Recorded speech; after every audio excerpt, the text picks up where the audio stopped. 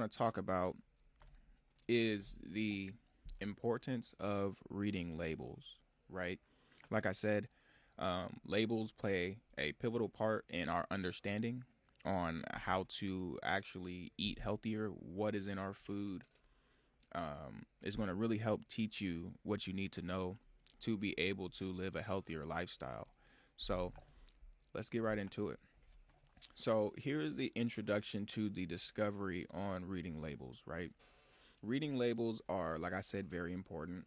Over the years, there has been much research and evidence on why what you eat directly affects your physical, mental, and spiritual health, right? For those of you who don't know, I'm a huge advocate of mental, spiritual, and physical health. And I would say, second most important thing to keeping all those things in balance, right, is what you eat.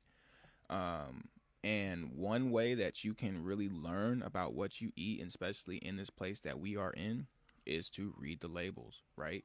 Unfortunately, we live in a capitalistic society, meaning that the quality is less important to the sellers instead of the overall well-being for the buyers, right? We, I am in America right now, right? Meaning that the food here that we get is highly saturated in chemicals, hormones, um, non-organic pesticides. All these things have a direct line of cause and effects for our mental, physical, and spiritual health.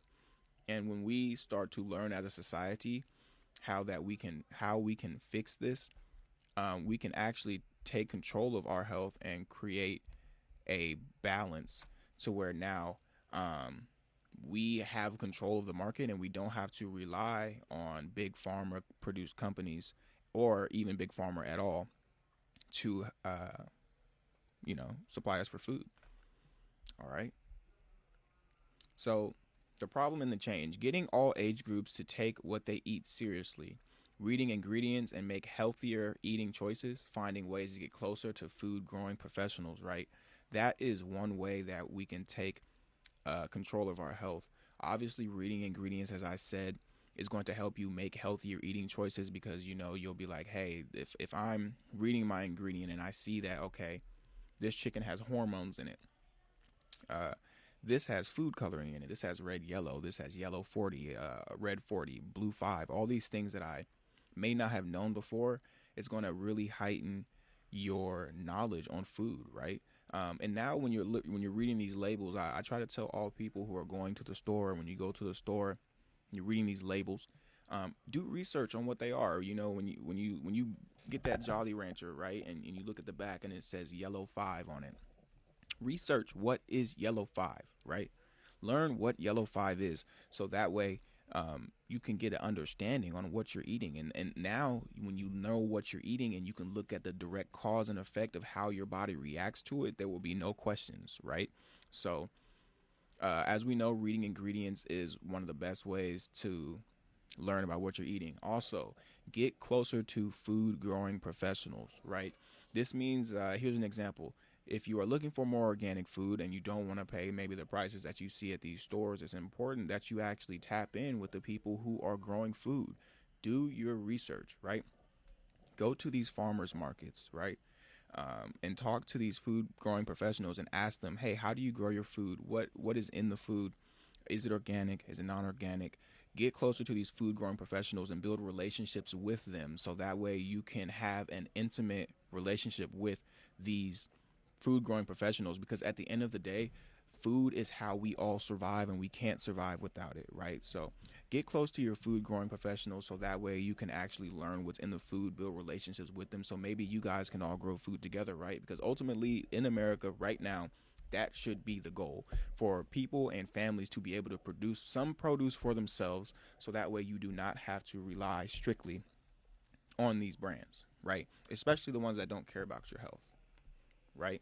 So the hypothesis that I have created is that if we as citizens grow food, our own food, then we can decrease the risk of disease and obesity and create a more balanced society, right? Food is the direct cause to high blood pressure. It's a lot of the direct causes to even stress, right? And the reasons why a lot of Americans are obese and overweight and unhealthy, right? Um, we need to figure out how to grow food starting at the home level so that way we can create a better balanced society, right? And you have to also understand what that's going to do for the market. Think about what happened when people boycott certain things, right? When you pull yourself from that market, you have eliminated yourself as a buyer, right? And the seller is going to notice that, hey, our buyers aren't buying at the rate that they used to, and they are going to make adjustments. Under development, farmer markets are mandatory nowadays. Thank you for tapping in. Yes, farmers markets are mandatory nowadays. And to even put it even simpler, us growing food, no matter what scale we're on, if you're in an apartment and you have a little bit of room, or even if you're in a house and you have a backyard, it is important for everybody to be growing something. And as much as people don't realize, just the fact that you're growing something is really going to help you, uh, improve your health and your family's health, and it's even going to inspire people to do that as well. So it's really an all around effect here. It affects every part of our lives, not just the fact that we're eating the food, but the fact that, for one, we are forcing the sellers to sell us and produce what we need produced as a community. If we don't put the pressure on these sellers to give us organic food, no one's going to do it, right? So that's what we should do. But hey, you guys, this is just an introduction to what we're doing here in the community. I'm Johan Tate. I am partially working right now at Macro Partnership as a youth engagement specialist, giving the community access to information to show you guys what we can do to bring health back as a priority, so that way we can change the culture and change the narrative, leading to a more positive mindset and more positive atmosphere for us to take our health in control. So that way Big Pharma isn't, we pay Big Pharma all this money because America is sick. So if we can eliminate our sicknesses, starting with the food, we'll make a lot of change and feel a lot better about ourselves. Until next time, this is Johan. Tap in. Much love. Peace.